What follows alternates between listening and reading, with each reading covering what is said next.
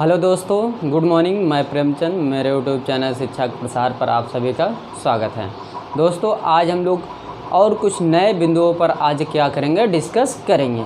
तो जैसा कि देखा जाए, पिछली क्लास में हम लोग विद्युत जनित के बारे में क्या किए थे, अध्ययन किए थे। और ये मैं बताया था कि विद्युत जनित के कुछ ऐसे पाठ होते हैं जिनको पढ़ना बहुत ही अनिवार्य होता है। तो यदि देखा जाए, जो विद्युत जनित था उसको मैंने पिछली क्लास में क्या करवाया, अध्ययन करवा दिया। और आज देखेंगे विद्युत जनित के कितने पार्ट होते हैं और उन पार्टों में क्या अंतर पाया जाता है, उनको क्या करेंगे आज हम लोग डिस्कस करेंगे। लेकिन उससे पहले हम लोग थोड़ा सा बाहरी ज्ञान ले लेते हैं, यानी कुछ अलग पढ़ लेते हैं। जैसा कि आपको ये ध्यान देना है, ये देखिए, जैसे कि मान लीजिए कि विद्युत जनित्र है। क्या? विद्युत जनित्र। विद्युत जनित्र ये जो है दोस्तों, ये दो प्रकार का होता है। क्या? दो प्रकार का होता है। एक होता है, पहला जो होता है, देखिए, पहला जो होता है उसको हम लोग दृष्टि धारा कहते हैं। क्या? दृष्टि धारा। और जो दूसरा होता है दोस्तों, उसको हम लोग क्या कहते हैं, प्रत्यावर्ती धारा। प्रत्यावर्ती धारा। क्या? प्रत्यावर्ती धारा। अगर यही देखा जाए, जो ये दृष्टि धारा है, ये दो प्रकार की होती है दोस्तों। ध्यानपूर्वक देखिएगा, मैं समझाने जा रहा हूँ। ये कितने प्रकार की होती है? ये दो प्रकार के। एक होता है एक समान दृष्टि धारा, दूसरा है असमान दृष्टि धारा। तो इसको ध्यानपूर्वक पढ़िए दोस्तों। जैसा कि आपको ये ध्यान देना है कि ये जो दृष्टि धारा है, इसको हम लोग डीसी कहते हैं। क्या? डीसी। इसको ध्यानपूर्वक पढ़िए। दृष्टि धारा को हम लोग डीसी कहते हैं। क्या? डीसी। समझिएगा, डीसी। इसको हम लोग क्या कहते हैं, एसी। डीसी का अर्थ है डायरेक्ट करंट। क्या? Direct current. और एसी का अर्थ है अल्टरनेटिव करंट। क्या? Alternative current. ये जो धारा है दोस्तों, ये माइकल फैराडे ने इस दोनों धाराओं, यानी कि एक है क्या, दृष्टि धारा, दूसरा है प्रत्यावर्ती धारा, अर्थात डायरेक्ट करंट और अल्टरनेटिव करंट, ये दोनों करंटों की खोज, देखिए, ये दोनों करंटों की खोज 1831 ईस्वी में, क्या, 1831 ईस्वी में माइकल फैराडे, क्या, माइकल फैराडे, देखिए, माइकल फैराडे, ये जो वैज्ञानिक है, इन्होंने इसको इसलिए खोजा, यानी कि एसी और डीसी, एसी एंड डीसी। देखिएगा, समझिएगा, देखिए, एसी और डीसी को इन्होंने इसलिए खोजा क्योंकि इनका मानना था कि जो बिजलियों की समस्या है उनको हम लोग एसी व डीसी से क्या कर सकते हैं, दूर कर सकते हैं। इनका मुख्य उद्देश्य था कि जो बिजलियों की समस्या है, जैसे मान लीजिए बिजली आई ही नहीं जा रही है गाँव में, तो इनको दूर करने के लिए इन्होंने एसी और डीसी की क्या किए, खोज की। आपसे ये पूछ सकते हैं कि एसी और डीसी का आविष्कार किस वैज्ञानिक ने किया, या खोज किस वैज्ञानिक ने किए? तो माइकल फैराडे ने 1831 ईस्वी में किए। इसको आप लोग ध्यानपूर्वक करिएगा, पढ़िएगा। तो जैसा कि यहाँ पर आपको ये ध्यान देना है कि दृष्टि धारा दो प्रकार की होती है।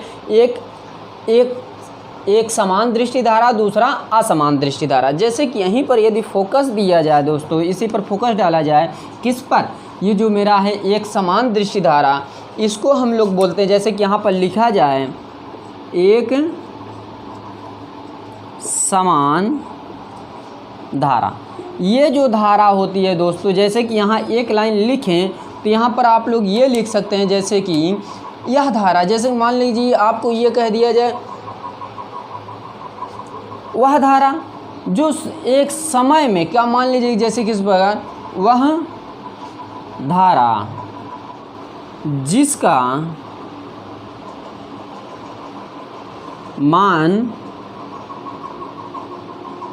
ना बदले, यानी कि ये मेरे कहने का अर्थ है कि वह धारा जिसका मान ना बदले। यदि इसी में देखिए असमान दृष्टि धारा में इसका अर्थ होगा वह धारा जो समय के साथ साथ क्या हो, या परिवर्तित हो या बदले। वह धारा जो समय के साथ साथ क्या हो, बदल जाए, उसे हम लोग क्या कहेंगे, असमान धारा। और समान धारा क्या होगा, जैसे कि एक समान दृष्टि धारा क्या होगी, वह धारा जो समय के साथ क्या होगी, नहीं बदलेगी, यानी कि वो बदलेगी ही नहीं, वो एक ही रहेगी। वह धारा जिसका मान ना बदले, बस हो गया। इतना आपको ध्यान रखना है। ये दोनों पॉइंट बहुत ही इंपॉर्टेंट है, इसको आप लोग ध्यान रखिएगा। कभी कदार ये पूछ लेता है कि निम्नलिखित में से बताइए कि एक समान धारा कौन सा है। ऑब्जेक्टिव में दे दिया जाएगा आपको 4 ऑप्शन, तो वहाँ पर आपको टिक लगाना पड़ेगा। वो आपको आप पर निर्भर करता है। क्या वो आप पर निर्भर करता है कि यदि आप पढ़े हैं तो टिक लगाएंगे, नहीं पढ़े हैं तो उसको छोड़ करके आएंगे। वो आप पर डिपेंड करता है कि छोड़े या ना छोड़े, इसको रफ किया जाए। तो जैसा कि यहीं पर यदि हम लोग क्या करें, दृष्टि धारा देखें। क्या दृष्टि धारा, देखिएगा, इसको ध्यानपूर्वक देखिएगा। कहीं भी किसी भी व्यक्ति को, बच्चे को समस्या होगी बताइएगा। दृष्टि धारा, तो इसकी पहचान ये है दोस्तों, देखिए जैसे कि इसकी ये परिभाषा बनाया जाए, वह धारा जिसकी दिशा कभी भी ना बदले, अर्थात क्या, अर्थात वह एक ही दिशा में क्या करें, गति करे या प्रवाहित हो।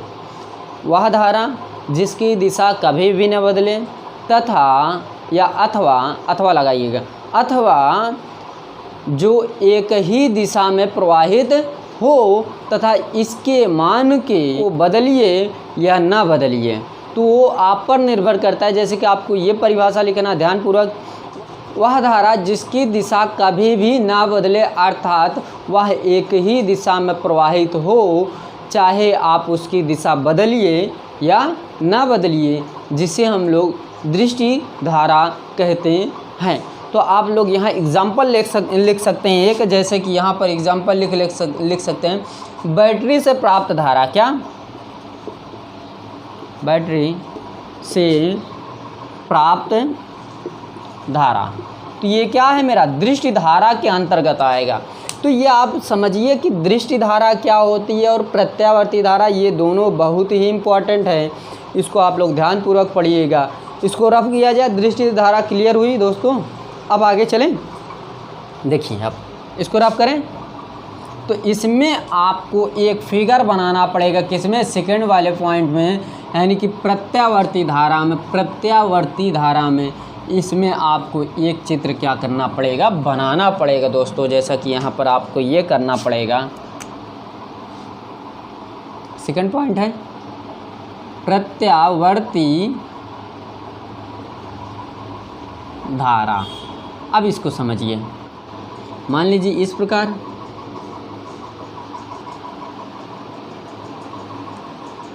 इस प्रकार देखिए, यहाँ से इसको हम मान लेते हैं क्या, शून्य है। क्या है, शून्य है। ऊपर की ओर वोल्टेज रहेगा, इधर क्या रहेगी, ऊपर की ओर इस ओर ये क्या रहेगी, मेरी वोल्टेज रहेगी, या वोल्टता हम बोल सकते हैं। क्या, वोल्टेज अर्थात क्या, V। इतनी बात क्लियर। अब यहीं पर इस रूप में देखिए, और इस तरफ मेरा क्या रहेगा, धारा रहेगा। क्या, धारा I होगा। क्या, इतनी बात क्लियर। जब ये चलेगी, जैसे कि इसको हम लोग बोल सकते हैं ऐसा मान जो समय के साथ साथ बदलता रहे। जैसे कि मान लो कि ये यहाँ से चला, क्या, यहाँ से उठा,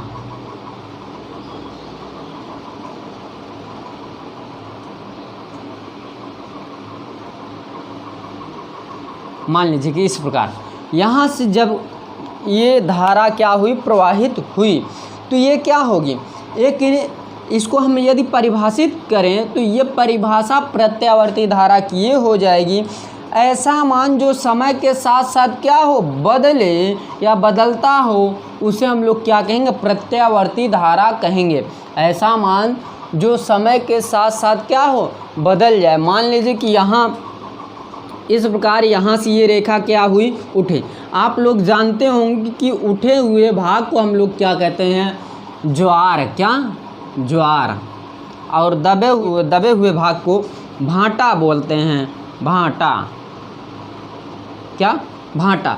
उसी प्रकार यानी कि ये हो रहा है कि एक समय ऐसा था कि ये क्या हुआ, ऊपर गया, फिर एक समय ऐसा आया ये क्या हुआ, नीचे हुआ। जैसे कि आप लोग ले सकते हैं एग्जाम्पल, समुद्र की लहरें, क्या? समुद्र की लहरें वो उठेंगी फिर क्या होंगी, नीचे गिरेंगी, फिर उठेंगी फिर नीचे गिरेंगी। सेम एग्जाम्पल इसका होता प्रत्यावर्ती धारा का। तो आपको यही इसकी परिभाषा याद करना है और इतना ही सिर्फ चित्र आपको बनाना है, और जो प्रोसेस मैंने बोला उतना ही आपको क्या करना है, लिखना भी है। आपको फैक्ट नंबर मिलेगा 2 नंबर चित्र के साथ में।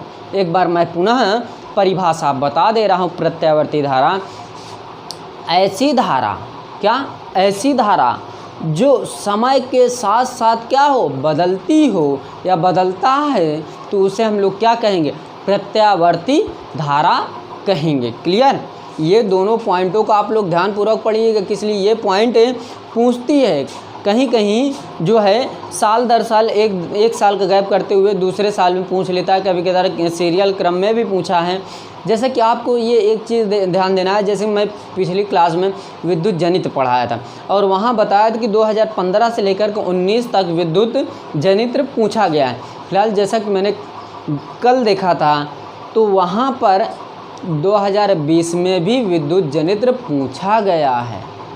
उसको मैंने देखा था कि 2020 में भी विद्युत जनित्र क्या किया गया है, पूछा गया था। उस जो सेट पेपर था उसके अकॉर्डिंग मैंने निकाला तो वहाँ पर दिया था। तो आप लोग देखिए कि 2015 से जो प्रश्न पूछा जा रहा है सीरियल क्रम में, 2015, 16, 17, 18, 19 और 20 में भी पूछा गया। हो सकता है शायद 21 में भी क्या करें, पूछ लें। तो आप फिलहाल इसको क्या करिए, ध्यानपूर्वक पढ़िएगा। तो आगे चलते हैं हम लोग, इसको रब किया जाए। क्लियर हुआ दोस्तों? अब इसी के बाद एक पॉइंट और हम लोग को देखना है, जैसे कि आपको ये ध्यान देना है कि दृष्टि धारा और प्रत्यावर्ती धारा में क्या अंतर, ये पूछता है। दृष्टि धारा और प्रत्यावर्ती धारा में क्या अंतर। तो यहाँ पर आप लोग डालिए हेडिंग, आप लोग हेडिंग लिखिए, दृष्टि धारा तथा प्रत्यावर्ती धारा। ओके,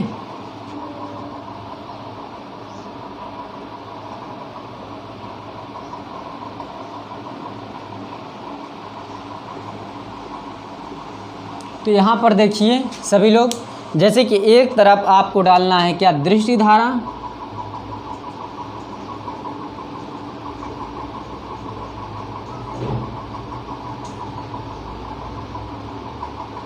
दूसरी तरफ डालना है प्रत्यावर्ती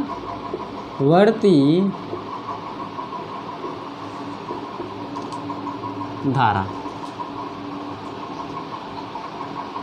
तो ये जो है दोस्तों, जैसा कि यहाँ पर आपको ये लिखना है, फर्स्ट पॉइंट 3-4 पॉइंट हम लोग क्या करेंगे, लिखेंगे, बस हो गया, उससे ज़्यादा नहीं। जैसे कि आप लोग दृष्टि धारा में ये लिख सकते हैं, क्या? दृष्टि धारा में ये लिख सकते हैं, डीसी का मान, क्या? डीसी का मान तथा दिशा, डीसी का मान तथा दिशा समय के साथ नहीं बदलता है। क्या? समय के साथ ये डीसी, ये जो डीसी है, डीसी का मान तथा दिशा समय के साथ साथ नहीं बदलेगा। यदि यह प्रत्यावर्ती धारा में देखा जाए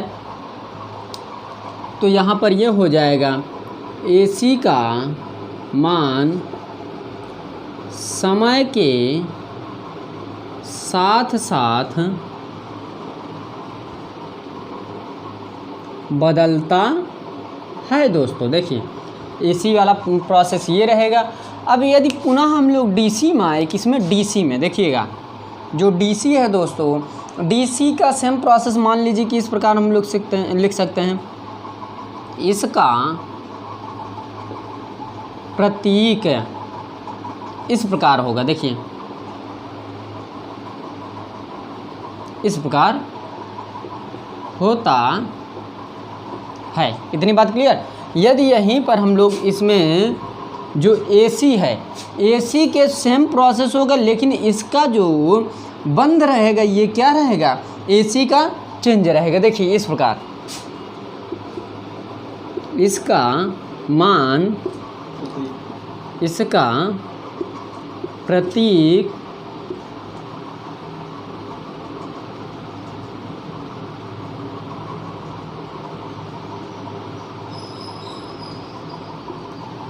होता है, ये होता है। देखिए दोनों में अलग है। और जब मैं प्रतिरोध पढ़ा रहा था तो वहाँ प्रतीकों के बारे में मैं वहाँ डिस्कस किया था। फिलहाल आप लोग पिछली क्लास मेरी देख लीजिएगा। तो यहीं पर यदि तीसरी पॉइंट देखा जाए तो हम लोग इसका ये लिख सकते हैं, जैसे कि ये जो DC है, DC वाला प्रोसेस ही ये लिख सकते हैं, इस धारा को मापने के लिए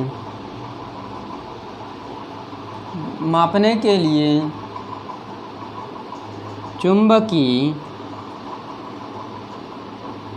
प्रभाव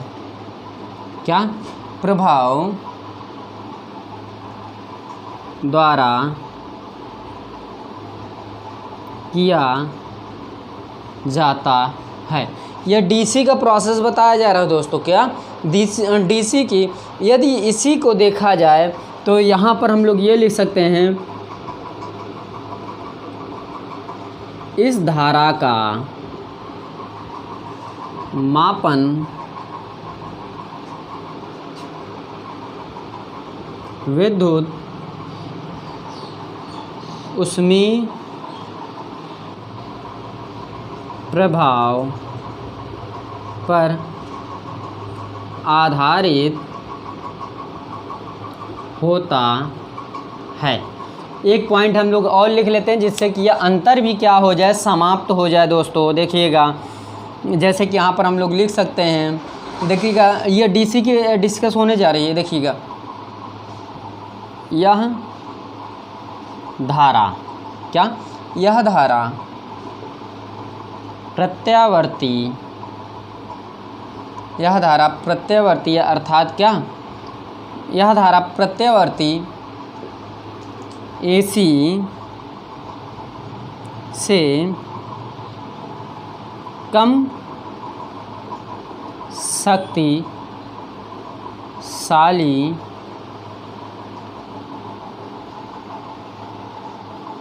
होती है। तो इसमें हम लोग ये लिख सकते हैं, यह धारा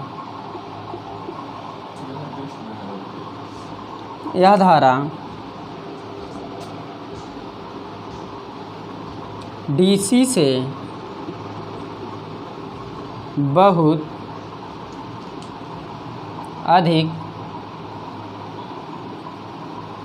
से बहुत अधिक शक्तिशाली होती है। ये जो धारा है AC यानी कि अल्टरनेटिव करंट डायरेक्ट पावर से यानी कि डायरेक्ट करंट से क्या होती, अधिक शक्तिशाली या अधिक खतरनाक होती है। तो ये आपको ये क्लियर हो गया होगा, इसकी अपेक्षा ये क्या है, ज़्यादा प्रबल मानी जाएगी। तो जैसा कि एक बार देखा जाए, जैसे कि यदि DC देखा जाए, DC क्या है, DC का मान तथा दिशा के साथ नहीं बदलता है, लेकिन यहीं पर AC का मान समय के साथ साथ क्या होता है, बदलता है। प्रतीक सेम है, देखिए थोड़ा चेंजिंग है। इसका प्रतीक इस प्रकार रहेगा और इसका प्रतीक इस प्रकार रहेगा। ये दोनों का उपयोग मैं कर चुका हूँ, कहाँ पर किस प्रकार होता है ये सब मैं बता चुका हूँ। पिछली क्लास हमारी क्या करिएगा, देख लीजिएगा। यदि यहीं पर ये देखा जाए, इस धारा को मापने के लिए चुंबकीय प्रभाव द्वारा किया जाता है, यानी कि इनका मापन किसी द्वारा किया जाता है, चुंबकीय प्रभाव द्वारा किया जाता है। यदि यहीं पर ये देखा जाए, इसका मापन विद्युत ऊष्मीय प्रभाव द्वारा किया जाता है या विद्युत ऊष्मीय प्रभाव पर आधारित होता है। ये जो लास्ट पॉइंट है इसको देखिए, यह प्रत्यावर्ती धारा AC से कम शक्तिशाली होती है। यह धारा डीसी से बहुत अधिक शक्तिशाली या क्या होती है, खतरनाक होती है। दोस्तों ये सभी आप लोग पॉइंटों क्या करिएगा, अध्ययन करिएगा। और आने वाले क्लासों में लोग बायोसेवर्ट के बारे में पूर्ण रूप से क्या करेंगे, डिस्कस करेंगे। बायोसेवर्ट बहुत ही इम्पॉर्टेंट टॉपिक है जो इंटर के स्तर से अधिक हो जाती है। हाई स्कूल के दृष्टि से ये कम इम्पॉर्टेंट होती है, लेकिन हमको पढ़ाना बहुत ही ज़रूरी है। पिछली जो एनसीईआरटी जब नहीं लागू हुई थी तो बायोसेवर्ट बहुत अधिक पूछा जाता था। जब से ये एनसीईआरटी यानी कि जो पैटर्न जब से अलग हुआ तब से बायोसेवर्ट नहीं पूछा जा रहा। एक बार पूछा गया था, बस हो गया। तो उसको आप लोग क्या करिएगा, उसको भी ध्यानपूर्वक से पढ़िएगा। तो दोस्तों यदि मेरी क्लास पसंद आ रही हो प्लीज़ लाइक कीजिए, शेयर कीजिए, कमेंट करना ना भूलें। तो आज क्लास हम लोग यहीं पर समाप्त करते हैं। थैंक यू वेरी मच, धन्यवाद दोस्तों।